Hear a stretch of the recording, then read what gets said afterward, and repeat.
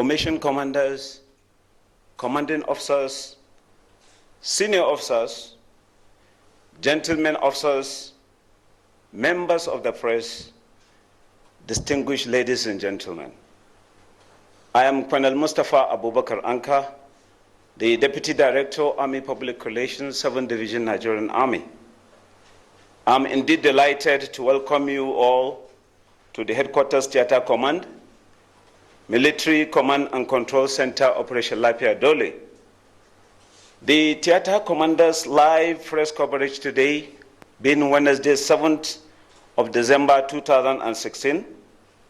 As you may be all aware, the military is currently engaged to clear the remnants of the Boko Haram terrorists in Sambisa Forest, in line with the commander's resolve to keep the Nigerian public abreast with every development on the ongoing operation. It is now my singular honor and privilege to invite the Theater Commander, Operation Lafiya Dole, to kickstart the press conference.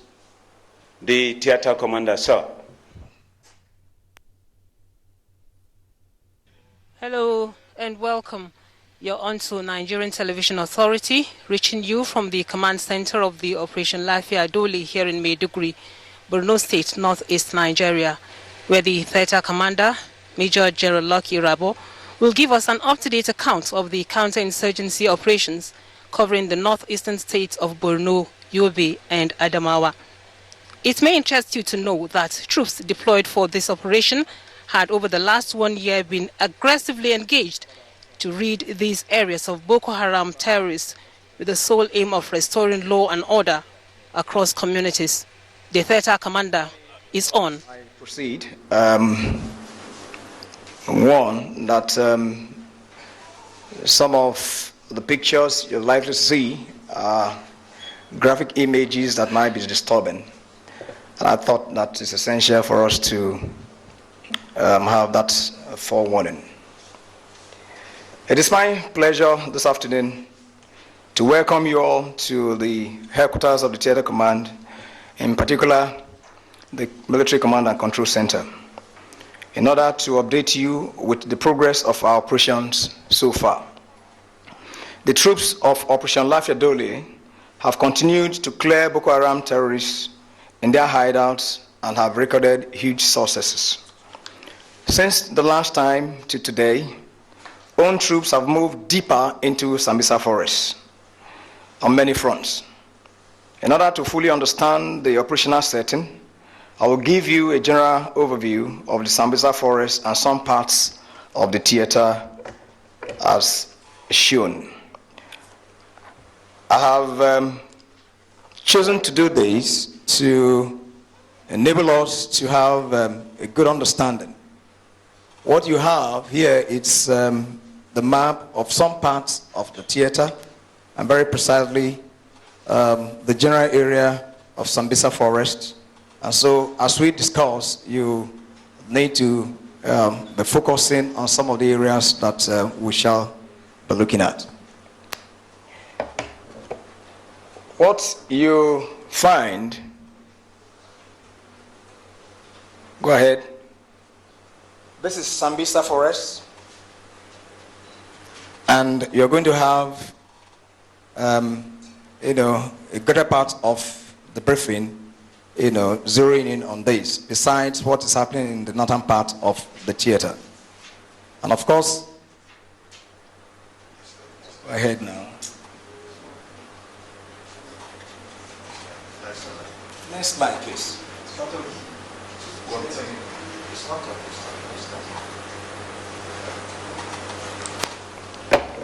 So, this brief will touch on some of the operations as follows.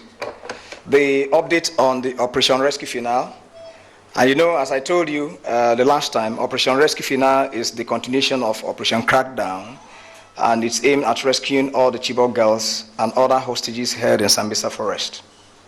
Since its commencement as I briefed you the last time, our troops have continued to make progress into the heart of Sambisa Forest. The current incursion into the Sambisa Forest, of course, is in various fronts, like I mentioned earlier on, and the troops, currently, in fact, before they embarked on that operation, were briefed by the General Officer commanding 7th Division, and just whilst they were at the assembly area. Now, on one of the fronts, on 30th of November 2016, the troops cleared Goneri before harboring at Goninkrumi, as you could see right on the board, on the screen. And of course, whilst there, the troops were attacked by the Boko Haram terrorists with the hope of slowing down their push. The attack was successfully repaired, with the Boko Haram terrorists suffering casualties. The troops recovered one AK-47 rifle, as well as different calibers of ammunition and magazines. The advance continued the following day, and our troops successfully cleared Alafa 1, 2, and 3. These locations are at the heart of Sambisa. And thereafter, they harbored at Bulabeyu. On the 5th of December, the troops cleared all Boko Haram terrorist delay positions. What we mean by delay positions are areas where, because of the aggressiveness of the troops, in order to slow down their momentum, the Boko Haram terrorists usually lay either IEDs or have one or two, persons deployed to attack and slow down the movement of the troops. So each time you hear delaying position, that's precisely what it means. The delay positions, all of them were cleared before capturing Njimia. Njimia, of course, you know that you may have been hearing that, some time past.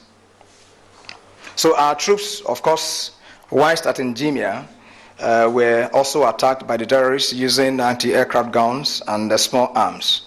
The attack lasted for about 30 minutes, but was successfully repaired, with the Boko Haram terrorists suffering heavy casualties in both men and equipment before retreating. Here, of course, also gives you an indication as to the terrain and the vegetation of Sambisa forest. As you could see, is thickly vegetated. I told you last time that the Sambisa forest, as it were, is like a delta where the drainage of the entire Borno, looking at the geology of Borno state, the drainage more or less converge into Sambisa. So what you find are vegetations of this nature that you can find on the screen.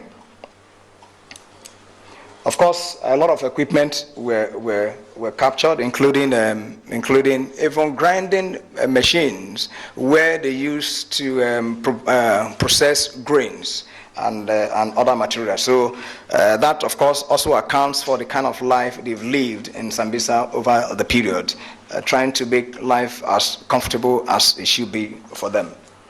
However, one soldier and 2 civilian JTF were wounded in that encounter, and the soldier and 1 civilian JTF unfortunately died while being evacuated to the hospital. In fact, they were airlifted, and before they could get to the hospital, they died.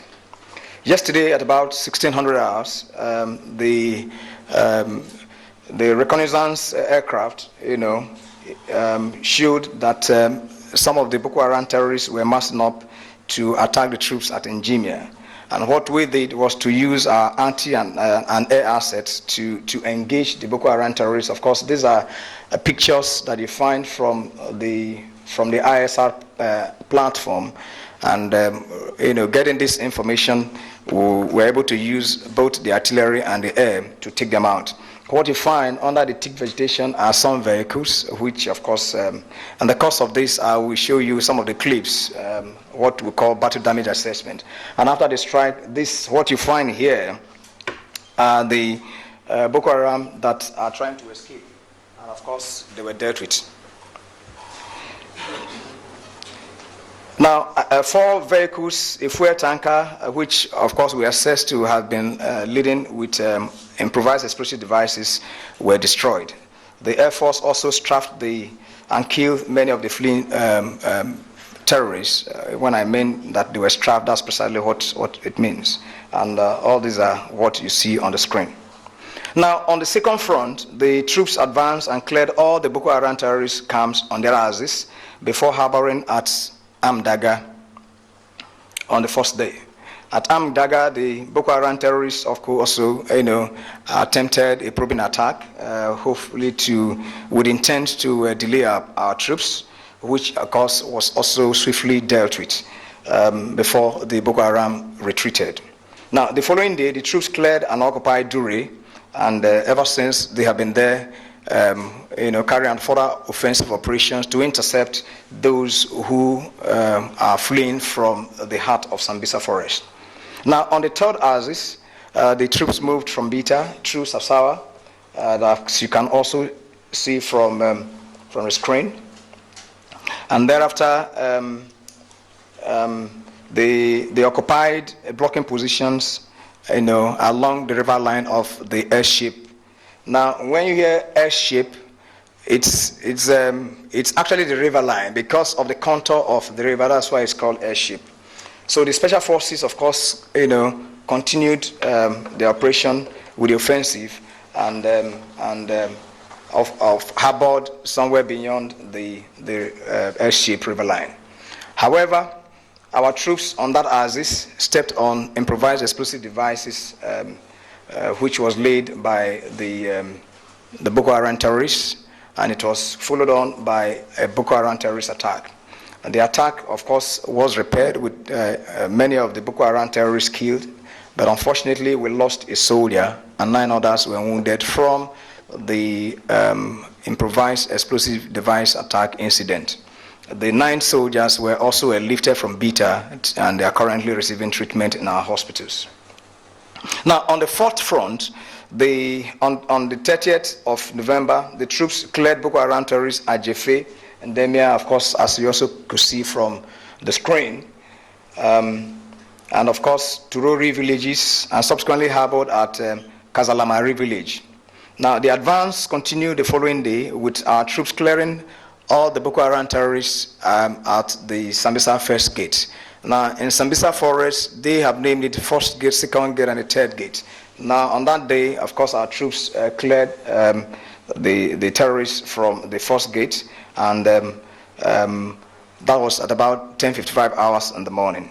During the advance, again, our troops, stepped on improvised explosive devices, which, of course, saw is an officer wounded. But before then, of course, 19 of the Boko Haram terrorists were killed. We recovered 4 AK-47 rifles and 8 magazines, including other weapons of the Boko Haram terrorists. And the soldier and 2 civilian JTF who sustained injury as a result of the IED incident also were lifted, and they are currently in the hospital receiving medical attention. Now, I will return to part of the rescue finale in due course. But let me also say that, the last time we met, I told you that there were some operations which we call subsidiary operations allied to Operation Rescue Finale. And in that regard, on the 28th of November, own troops conducted a clearance operation into Dogonchiku general area. Dogonchiku is in the north, and during the operation, the encounter with the insurgents, 1 Boko Haram terrorist was killed, and 1, of course, was wounded. The one that was wounded, you could see, we captured him alive. If you see him, you think that he's a soldier. He's not a soldier. Rather, it's Boko Haram terrorists wearing our uniform. And so what we've done is to treat him, and whilst he's receiving treatment, he's also giving us useful information that has been helping in the operation. On the 1st of December, at about 1300 hours, own troops, whilst conducting operation in Daban Giwa and Daban Masara, Grati, and other adjoining villages, encountered the Boko Haram terrorists around Grati general area. Now, a firefight ensued, and of course, the Boko Haram fled into the creeks. Daban Masara is just at the edge of the Lake Chad in the north. For those of you who are familiar with the terrain of Borno State, that is the picture of the troops, and of course, eventually, the Boko Haram terrorists, who of course had horses, who were about mounting their horses to run away, and in course of the exchange of fire, the 32 horses which they had were all killed. Of course, in the crossfire. An officer in that encounter was wounded and is actually receiving treatment. From the fragments of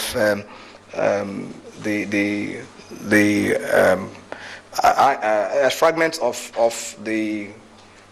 the shots that ensued during the firefight, the officer had that wound. Now, arrest of fleeing Boko Haram terrorists. Now, as a result of the operations and the tenacity of our troops, the Boko Haram terrorists, a good number of them have been fleeing the epicenter or the core of where we have conducted this operation.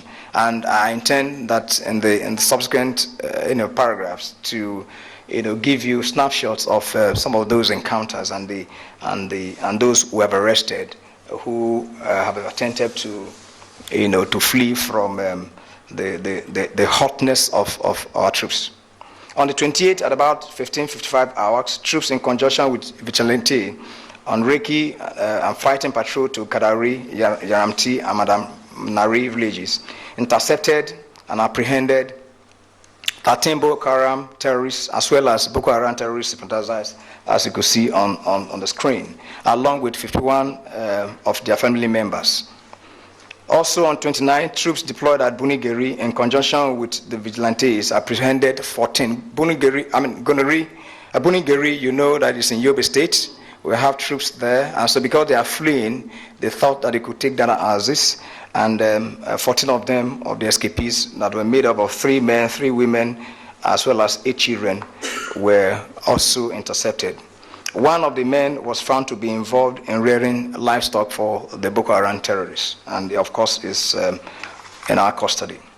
Similarly, on the same day, at about 13:20 hours, a Boko Haram terrorist suspect named Seidu, I will not give you the surname, was arrested at Helma Jibiru village in Biu local government area of Borno State.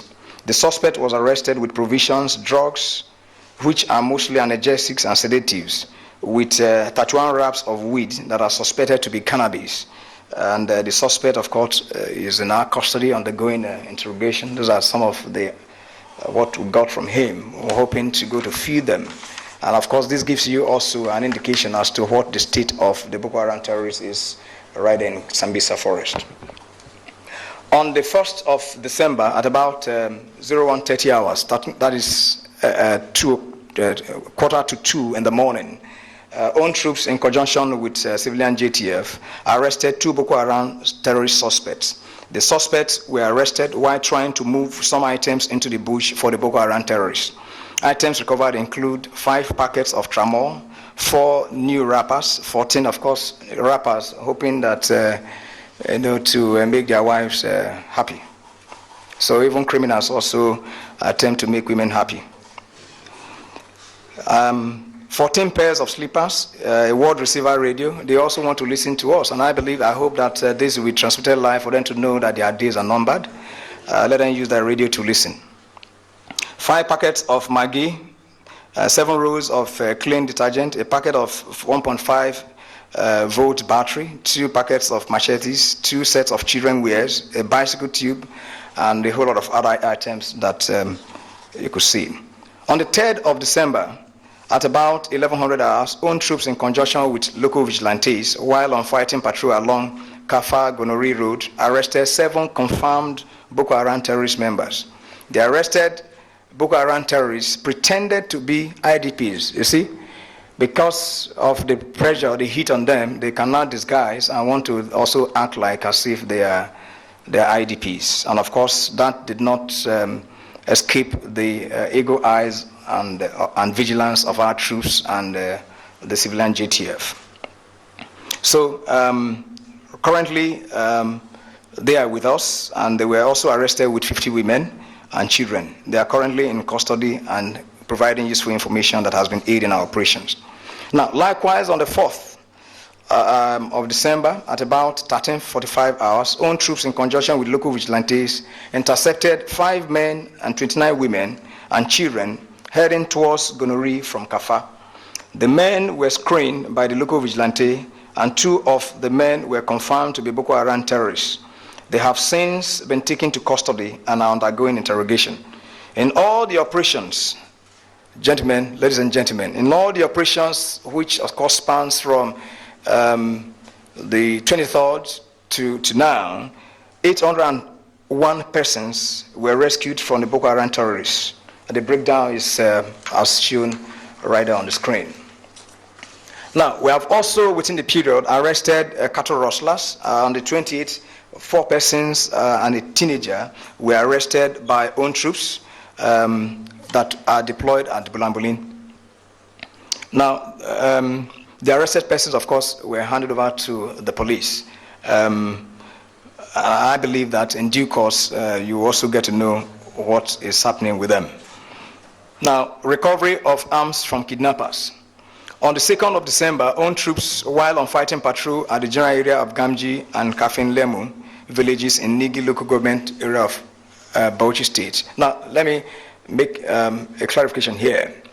You know, earlier on, in part of our engagement, I've told you that the theater covers part of Bauchi State. Now, what we have also observed is that there are some links to the thickly forested vegetation in Bauchi State. So what we've done is to extend our reach to that general area and ensure that all the criminals that attempt to go into that general area are well intercepted. So this is one of them where the suspected kidnappers, are trying to operate around Nigi local government and engaged our troops in a gun battle, and of course they met their Waterloo. And the arms and ammunition that were recovered are also shown on the screen. Now, person-born improvised explosive device explosion. You recall too that on 23rd there was a loud explosion in the general area of Muna Garage, and when that, of course, happened, it was on the 9th. We dispatched troops, and on getting there, we realized that a suicide bomber, along with his accomplice, they were dead. And they are the ones that they find. Where are they? That's the picture. That's the 2 of them.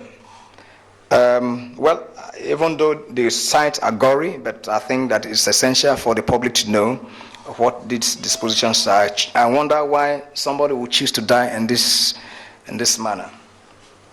Boko Haram terrorists ambush on our convoy.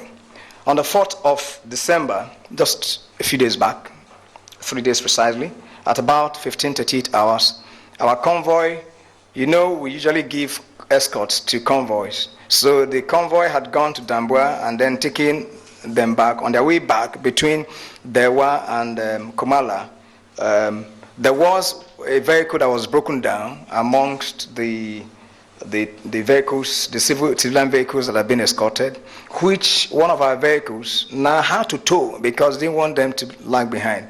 In the process, the vehicles were now lagging behind, so the rest of the convoy had gone, and the Boko Haram, coming out, those who were fleeing took advantage of it, and ended up cutting them off and taking away a counter vehicle that had one of our motorcycles, which we also used for escort. The motorcycle was unserviceable at the time.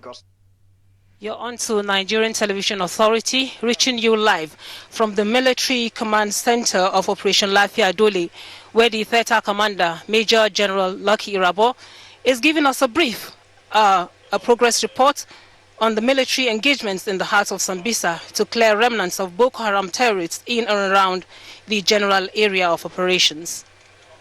For the Boko Haram terrorists, this was the vehicle they used to attack.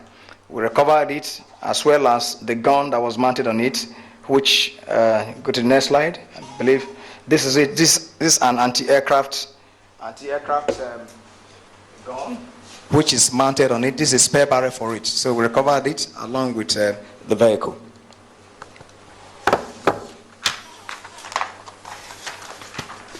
Now, escort duties for humanitarian agencies. I think it's also essential for us to bring it up to your notice that we do escorts. In the last 2 weeks, over 38 escort duties have been provided, and you could see this is the sort of support that we give to NGOs, international NGOs, and local NGOs.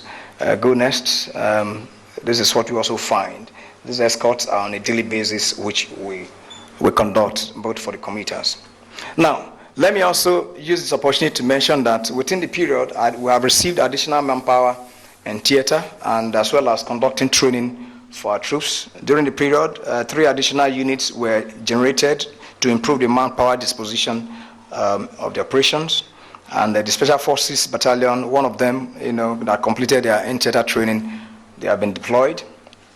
And they are operating somewhere, I will not tell you.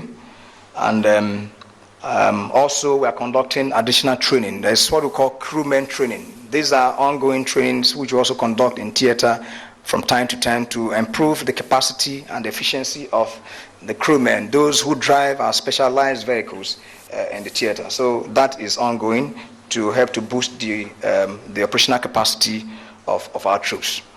Now, also within the period, the Chief of Army Staff, sent a goodwill message which was titled "No More Time to Waste," which of course has been relayed to the troops. I was in Goza as well as Banki, where I presented the messages, as well the others. Of course, I've passed to the various general officers commanding for them to go to the various need locations to present such messages, and of course that has also boosted our morale. Now, I'll take time out to show you a few clips on some of the shots that we had, that I spoke to earlier on, as I talked about earlier on. Just a few video clips of them, and for you to know what we do. Accountability is essential. Each time we carry out strikes, we endeavor to take appropriate record of them. This is one of them from the air component, and just for the time that we have, let me quickly show them before we go to the next thing. Quickly, play.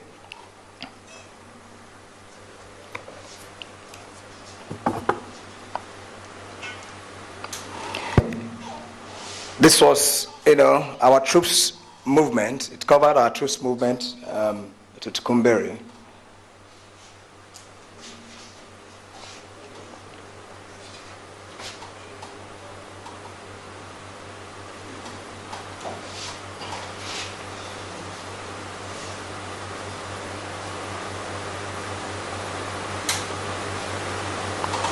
It's essential for us to know because I believe that time has come for I've asked for some of these in the past. It's not because we wanted to deny you, but we think that it's expedient to trust our judgment, trust what we do. But that we're showing you now doesn't imply that you're not still trusting us, but I think that it's this now a better time to let you know into some of the things that we do as a force. You can see that the Alpha jet, dropped a bomb, and what you find is earlier on was you see the Boko Haram terrorists that were trying to lay ambush for own troops. They were also picked. What I want to use this to let the Boko Haram terrorists and all their sympathizers to know is that we have mustered sufficient force and capacity to deal with them ruthlessly. And I think it's essential for them to take a lesson of this and to give up their fight, because they have no reason whatsoever to continue the madness that they have subjected the good people of the Northeast to. And I think that if they will come to their senses, they need to give up and know that their end is in sight. And I was glad this morning I had my Commander-in-Chief also speaking to the fact that their end is in sight, and it's truly in sight. I've told you, and that's a fact. Yes, can we go to the next one? You could see Boko Haram running. You see them running. You see? Trying to run. And of course we do follow them. Next one quickly.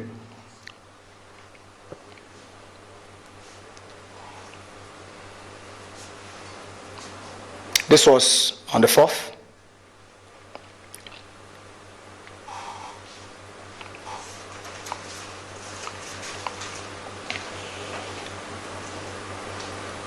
These are troops that's right there in the heart of Sambisa.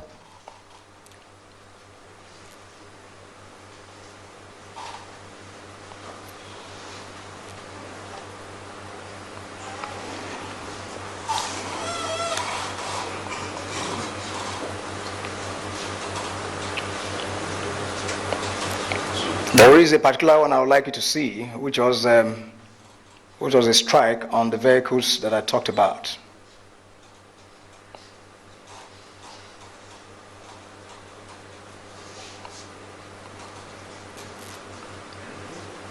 You see?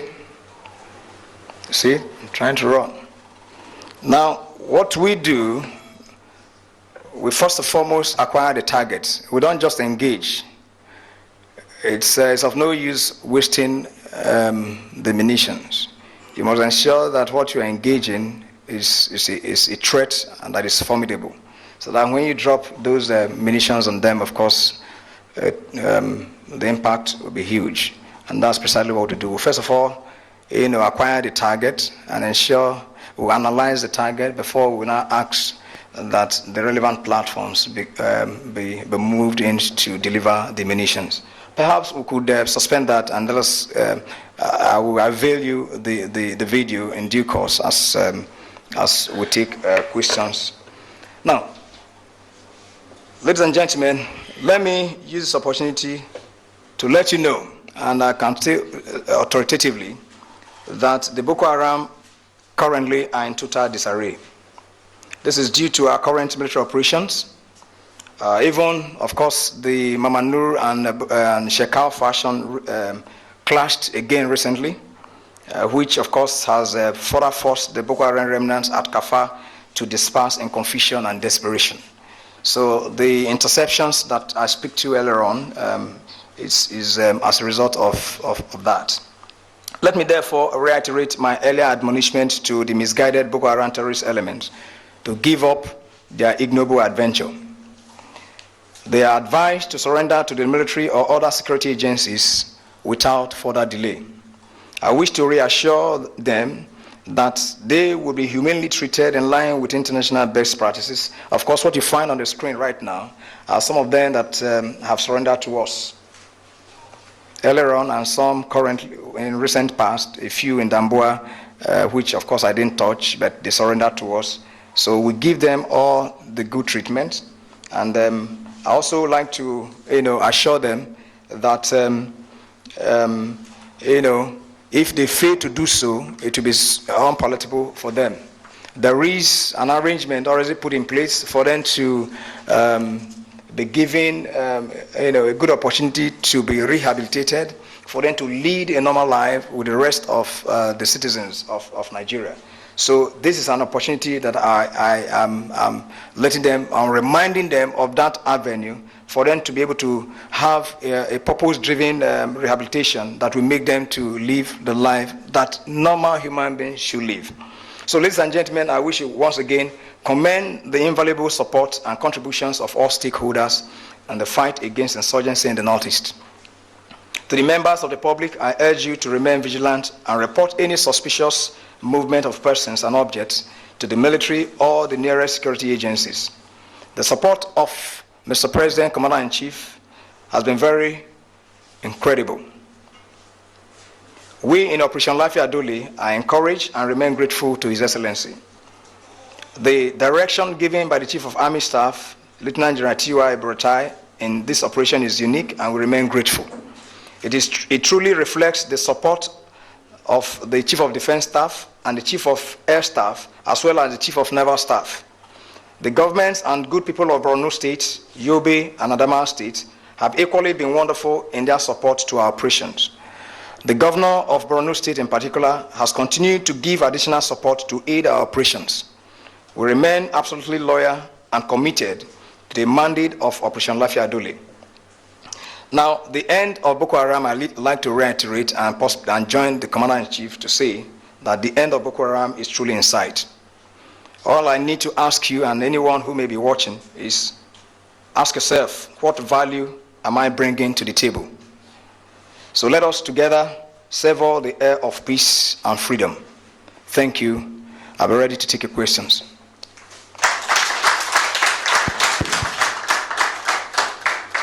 The commander will now take questions from the press. Nigerian Armed Forces is very mindful, and in fact they are determined to ensure that they go by the rules of engagement. Do you deliberately create safe corridors for those Boko Haram members that have now made up their mind to surrender right at the front? Thank you. I'll take a couple of questions and then answer. My name is Dole. I report for Radio Nigeria. I will also add my voice in commending the Nigerian Army for the successes he has recorded. And my question is the operation extended to, the Sambisa operation extended to Mandara Mountain? And after Sambisa, what next? And another question is, can you give us the number of those that have recently surrendered in Damboa? Thank you very much.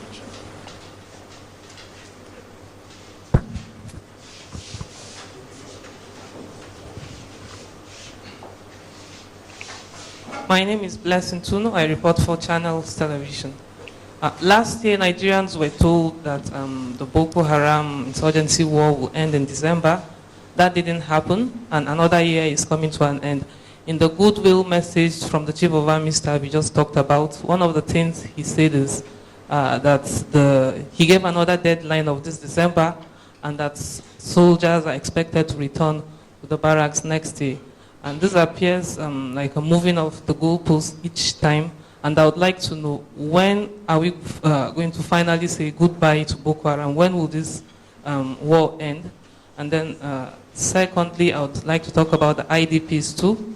We hear every day about liberation of towns by the soldiers, but then we've not heard about the movement of IDPs from Maiduguri to those to occupy those towns. There are hundreds of thousands of them in IDP camps in the host community.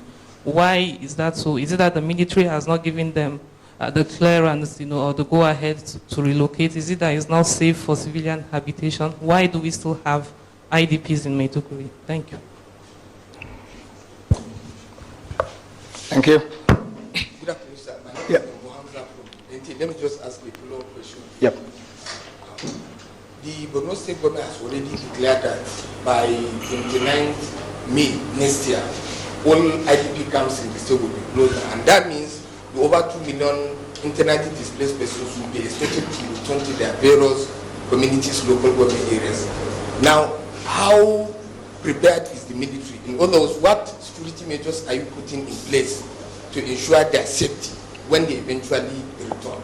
And my second question, outside the briefing, yesterday the Inspector General of Police, Idris Ibrahim, did mention that some military personnel have been arrested in connection with this sexual abuse at the IDP camps, and some soldiers were involved. My question is, are you aware of this? And if you are aware, what are you doing about it? In other words, has the military as an institution conducted any investigation into this matter? Thank you. Memuna Garba from NTA. Okay. So how accessible are liberated communities now? And what is the military doing to ensure that the Boko Haram terrorists will not lay their hands on the military? Because in the past, a lot of Boko Haram terrorists were apprehended with military hits. So what is the military now doing? Thank you very much, sir. James Waller is my name. I report for Daily Post. Sir, my concern is has to do with the civilian JTF you have mentioned, who always accompany the military in operation. I want to believe that this operation is purely military. What do you have in stock for the civilian JTF? And how have they been helpful? Thank you.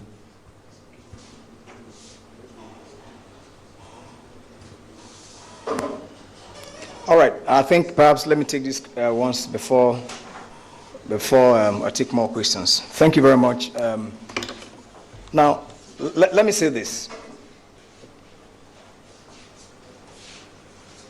Operation Rescue Finale, even though has its main thrust in Sambisa Forest, covers the entire theater.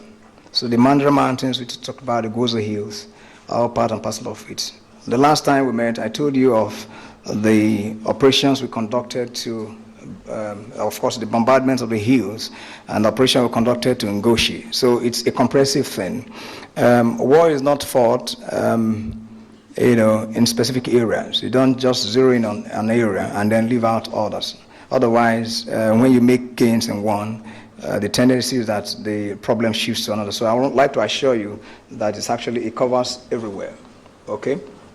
Now, for those who surrendered in Damboa, there were 4 that surrendered. Of course, I've also given you those who we intercepted, those who were pretending to be IDPs, those, of course, who we also, the figures, of course, I've given to you. Now, yes, Blessing, okay, fine. I left out the issue of this engagement, the routes of engagement and safe corridor that is open for the surrender. Of course, that's a deliberate thing that we will make. It is not a scorched-earth policy that we have. We make, because this is an internal operation, even though it's not taking a terrorism dimension, we have made provision to ensure that those who were told a part of reason have a channel for them to surrender and then for them to be rehabilitated. That's the whole essence of creating Operation Safe Corridor that will give them that window. Even in this operation, we have also circulated leaflets. We have dropped it in the house of Sambisa as we were conducting this operation for them to read and understand our intentions, for them to know that we do not intend to annihilate all of them, but for them to leave. And so this is something that we do by way of a deliberate plan as part of the operation. Now, Blessing, thanks for that question. Yes, you're right. The goodwill message articulated when the troops will be taken out of barracks. Of course, you also agree with me that a good number of the troops have been in the theater for a long time. Even though this is a military operation, you also understand that internal security is the purview of the police and other security agencies.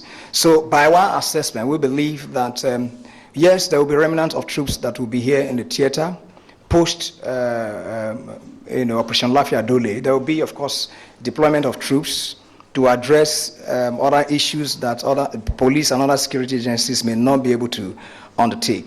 It's a gradual thing. It's not that I can't tell you when the operation is going to fold up. But what I can tell you by the assurances that the Chief of Army Staff in his message has given to the troops is that there will be a reduction come next year of the size of troops in this theater. Why? It is not wishful thinking. It's based on the facts that are on ground, the gains that we have made, and I think that's something that we need to do. But I need to also say this.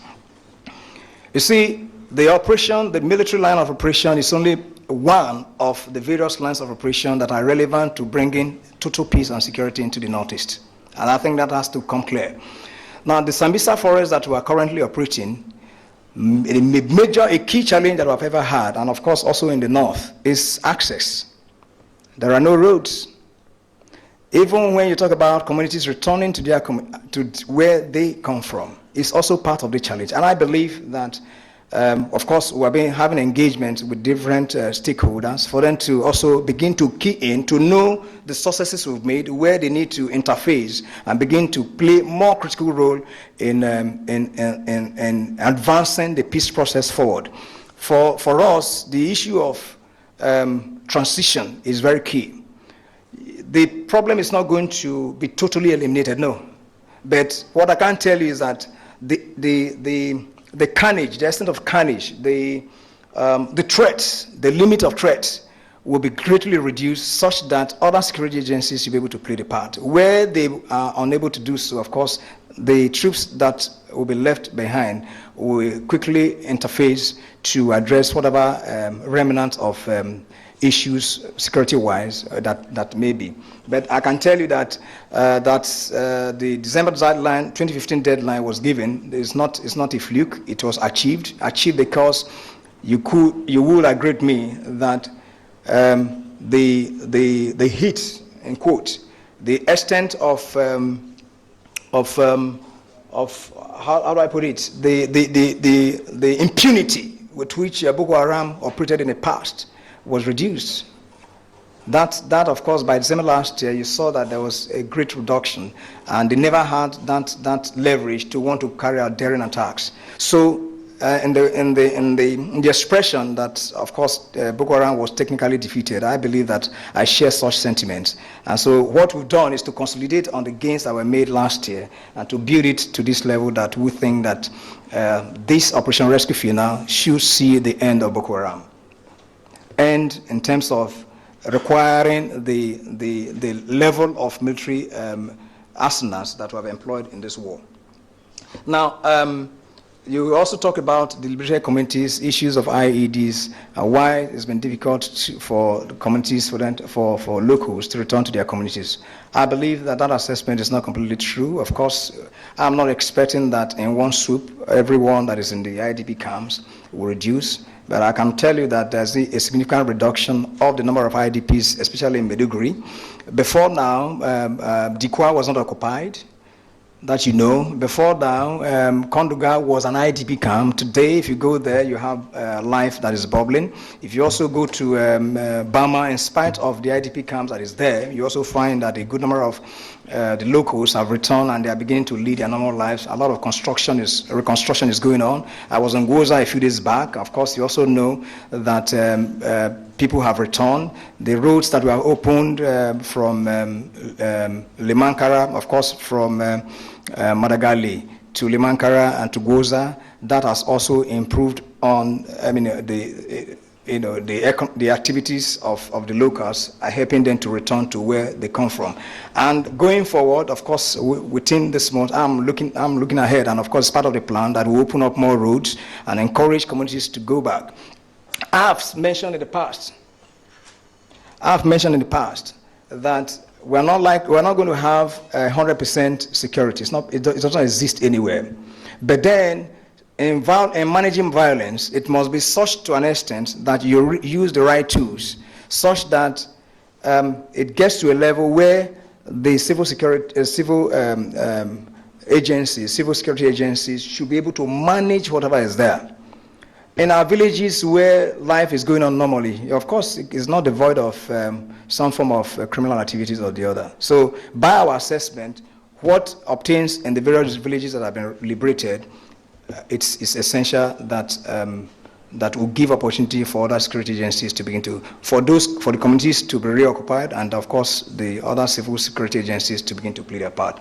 But I must also say, just like some weeks back when the PCNI came here, the security subcommittee of that committee, came here, I did emphasize the need for them to begin to look at other issues that border on development, opening up of roads. I have limited assets that will aid my operations, but going forward, for you to have access, there must be a huge and significant impact in terms of road construction. If you go to Mobile local government, what is there? If you go to Abadan local government, there's no road beyond Gudumbali, Damasa, Gudumbali, Crosskawa. There's no other road going to the north, going to Abadam, going to Malapaturi. But how do you have governance if there's no road? So we think that a lot of things need to be done. That's not a job for Operation Lafiya Dole, but I know that a lot of actions are being put in place to ensure that massive reconstruction is undertaken. The same goes for Alagano Forest. Why can't we have a link between Benishek and Kumala? Why can't we have a link between Minor, for example, to Dewa? Of course, across, so that you'll be able to have a thorough access. The same goes from Dewa into the heart of Sambisa. And if possible, to Polka, it's possible. These are things that can be done. We, on our own, we are moving forward. We are believing we will do some engagement to construct earth route that will aid our operations. Once that aids our operations, we believe that from there, other agencies, other stakeholders should take it from there. I hope that that answers your question. The military business that the IGP talked about, of course, there was a report, and I think I want to reserve making any comment on that, since there is an investigation which the IGP is making. He's been mandated by Mr. President to do so, and based on his findings so far, he went to the press. So, but I want to, if you don't mind, I wouldn't want to say a word on that. So perhaps you could clarify from the police what has happened. But what I can tell you is that And I think I've told you this in the past, that when I got a report of that, I went to the camp. I went to one of the, of course, Dole camp, and I met with different groups in that camp. And of course, they also gave me their own side of the story, which was part and parcel of the investigation that the military conducted. But I think that, that this might not be the forum for us to give the details on that. Now, how accessible are the liberated communities? Of course, I think I've answered this in the course of talking about opening up of roads and all that. For civilian JTF, of course, Boko Haram terrorists laying, Memuna, you talked about Boko Haram terrorists laying hand on military kits. Of course, it's all part and parcel of the community engagement, the all stakeholders engagement. This forum is one where you see people that look suspicious. Of course, you should report them to the security agencies. The picture that I showed you, Boko Haram, who of course got was wearing a military uniform, that didn't make him to be a soldier. So it's also going to be, you find a few weeks back, there was someone who was caught somewhere in Abuja, you know, Kubwa general area. What was it? He was claimed to be a major. Does that make her a major? No. There are others who have also impersonated. So you are going to find things like that as the days go by. Now on the civilian JTF, what you know, what's in there for them? The civilian JTF is not a creation of the military, but we value their contribution. We think that they have done well. They've done incredibly well, and again, even when the security, you know, situation or the threats have ebbed, I think that it's also essential for us to have community vigilantes in the various because we must learn from the history of the past history. The experience we're now having, which of course by God's special grace we're bringing to an end, is something we must learn from. We have left for too long ungoverned spaces. And those ungoverned spaces, we must begin to take responsibility for them. And the communities are part and parcel of that engagement. They have responsibility to ensure that such things are handled. So for me, I see collective responsibility that I've always emphasized in terms of management of issues of security. I don't know whether there's anything I've left, and perhaps if there's any of my colleagues who want to say one or two things in that regard. Have I left out any questions? Anybody who I have not answered his questions? Okay, do we have more time to take additional questions? Any more? Okay, please. Allah. So my name is Timothy Ola. You are right for this. Most Nigerians, when the military says that this operation, the counter-insurgency operation, we had a particular period, and that the hand is aside for Boko Haram, most Nigerians, read that to mean you are not going to hear of Haiti explosions, and you are not going to hear anything about Boko Haram again. Complete normalcy will prevail. And so we want you to explain, in what time do you mean when you say the hand is aside for Boko Haram? And does that mean that we're not going to hear of ID, we're not going to hear of any violation of security situation? All right, thank you. Beautiful question, no doubt. And inside is to say that the impunity, the effrontery that Boko Haram and its leadership have had and displayed is in sight. The end of it is in sight. Now, that the Boko Haram ends, that everything that has to do with Boko Haram leadership, they are all taken out and they turn a new leaf. Is that going to take away security issues? No, it's not going to be. There's no part of the world where you have 400% security. There are others, and I think that in our earlier engagement, I did, told us that there are those who have also who are taking advantage of this state of insecurity to now carve out a new channel of survival for themselves. And I think post-insurgency, that is going to continue. Just the same way we experienced armed robbery after the Civil War. For those of you who were born then, I know that you were born. But I do not think Timothy witnessed the Civil War. Now after the Nigerian Civil War, we saw a rise in armed robbery. Why? People now saw the force of arms as a means to an end. So in these two, you are likely to find it. IEDs, whether there's going to know. There are others that have been laid. That is the reason why there are measures. If you go to DRC, you go to other places where wars were fought in the past and they has ended, you still find issues of USOs, that is unexploded ordnances, as well as issues of IEDs. So they will always exist. Even in this operation too, you find some unexploded ordnances which will give rise to some form of actions. We call it developmental operations, which of course will be part of reconstruction, having to clear mines, having to clear that way. But it's not going to be such that we're not going to gather up to want to move in as a fighting force. And I think that should explain it. I want to thank you so very much. Any more?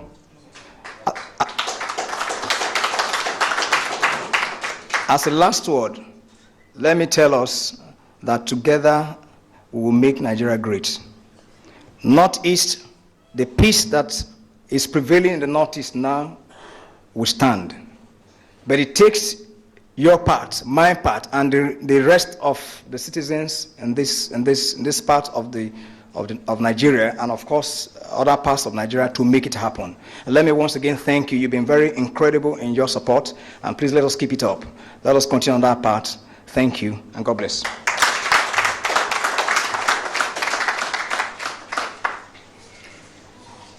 With the remarks by the theater commander, the responses on the questions, clarifications on today's brief, we come to the end of today's briefing. We once again thank you so very much for your invaluable support in the fight against terrorism in the Northeast. Thank you very much, and God bless.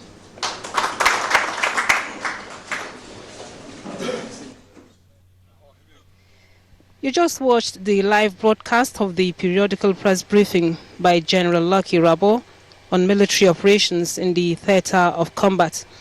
The successes and challenges of the mission were highlighted, but with one clear message, that troops are determined to see the end of Boko Haram insurgency and give back to the people of the affected territories their freedom as citizens of Nigeria. I'm Lami Ali, on behalf of all those that contributed to the success of this transmission, we say thank you for watching, and do stay tuned for the rest of our programs.